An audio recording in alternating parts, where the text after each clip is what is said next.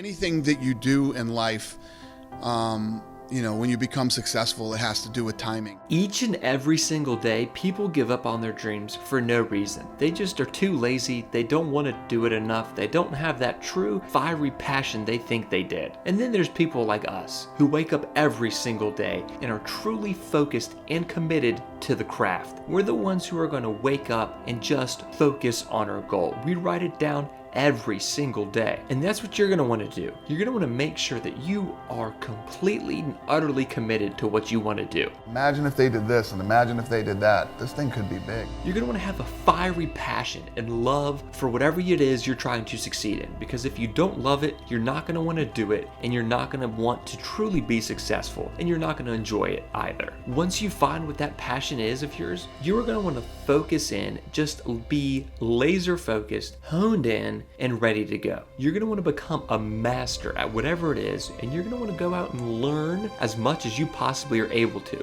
Fighting is the first sport ever, and it will be the last sport ever. It will be around till the day we die. Whether that's watching YouTube videos or going out and sending emails to professionals in that field and just asking if they can help you. It's going to be challenging and it's going to be hard, but over time you will slowly learn bits and pieces here and there, and then you can make it your own. And once you're on your own, then you can just focus and try to improve in every which way possible by taking all of that knowledge that you've gained and all the experience that you know how to do, and use that to become successful. I already know and have my mind set, and I know that this is what my life's going to be like for the next 2 years.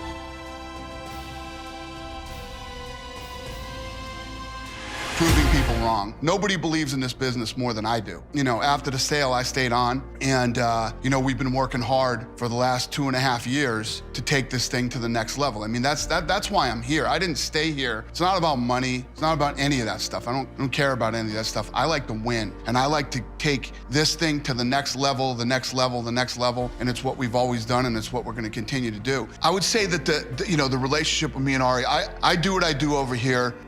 I have the vision for where the sport's going to go and what we're going to do and the different types of fights. And what Ari does is, Ari's the guy that can pick up the phone and get anybody on the phone. And Ari can raise money like this. The vision that this guy has too. We're walking down the hall one day, and this building is expensive. He's literally walking out and he looks out the window and he says, I want to buy that building next door. You want to buy that building next door? It's like 130,000 square feet. It's like, yeah, I want to buy that building. Is not afraid to lay it on the line and go for it. And like when he and I got in business together, we talked earlier about all the negativity. I'll bet on me and Ari any day of the week. So it really is perfect business relationship. If you look back 6 years ago, money was growing on trees. Anybody could get a loan. You could pick up the phone and anybody could get a loan for anything. Business, house, cars, it was easy to raise money. We go out there, we make this thing work. The first season of The Ultimate Fighter happens, this thing skyrockets, starts to take off. So of course, the fight business is a fun business to be in. So everybody starts diving into this thing. Well, it's easy, right? Just throw 3 letters together and buy a cage and put on fights. Anybody could do that. So these guys go out, and the biggest mistake that everybody makes when they try to compete with us is they try to compete with us. First of all, we didn't come out yesterday and put together an organization and now we're on Fox and now we're on pay-per-view. Anything you do, nothing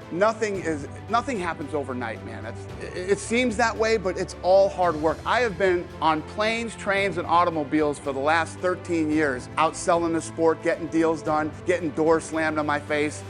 You name it, it's all happened. And these guys come out and they just start throwing money around and start trying to be the UFC. Don't try to be the UFC. The first thing you have to do when you start a business is know exactly who you are and what is your game plan. One of the things that I was very lucky in my life with is I knew exactly what I wanted to do. From the time I was a young age, I knew I wanted to be in the fight business, and people thought I was crazy. Because when you look at at the time when I grew up, I just turned 49 years old. When I was growing up, you had Don King, Bob Arum. These guys were the big promoters in the fight game, and everybody was set in their ways. They didn't think that the fight business could change, and I believed it could. I had a lot of ideas, and I believed I could change the business. And I worked in Boston at a place called the Boston Harbor Hotel. I was a bellman in there. I was 19 years old. I made good money. There's some guys that get those jobs, and those are the type of jobs they're lifers. They want those jobs forever, and it's a good job. It's not a bad job. Yeah. just wasn't for me. And I was literally standing in the lobby one day and I'm like, what the hell am I doing here? What am I doing here? This isn't me. This isn't what I want. And I walked out the front door and one of my good friends, he's still one of my good friends today, who was the doorman, says,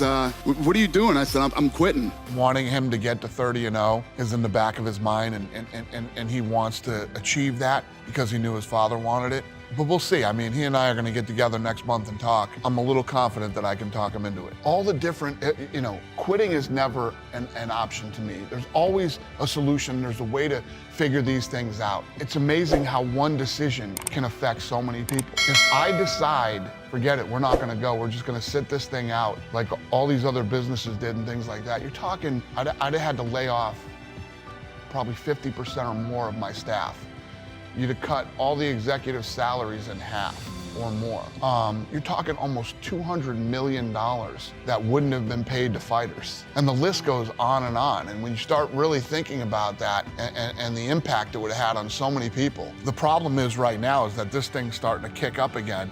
More people are testing positive, and these are things we're working on, pre-testing, testing there once they're on the ground and things like that.